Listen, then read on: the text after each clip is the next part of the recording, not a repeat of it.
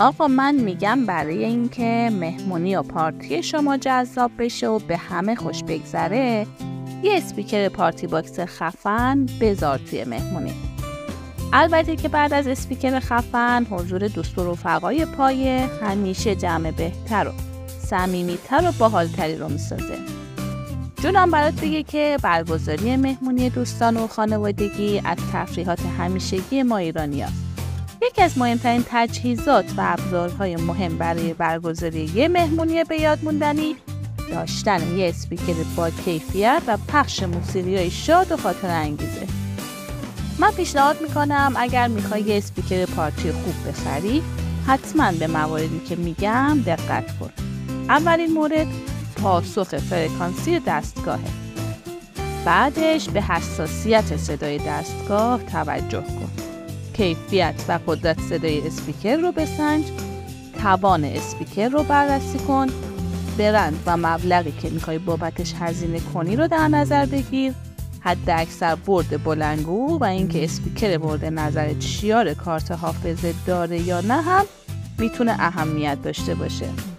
در ادامه باید بگم که مهمترین ویژگی که شما باید از یک پارتی باکس خوب انتظار داشته باشی اینه که به اندازه کافی قدرت صدا داشته باشه.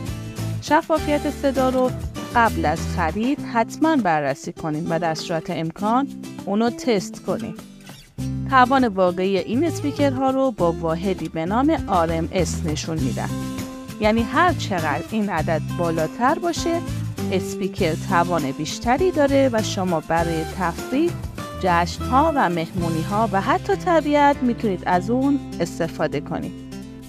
شفافیت صدا هم که همونطور که گفتیم اهمیت بسیار زیادی داره و باید حتما مورد تاییدتون باشه.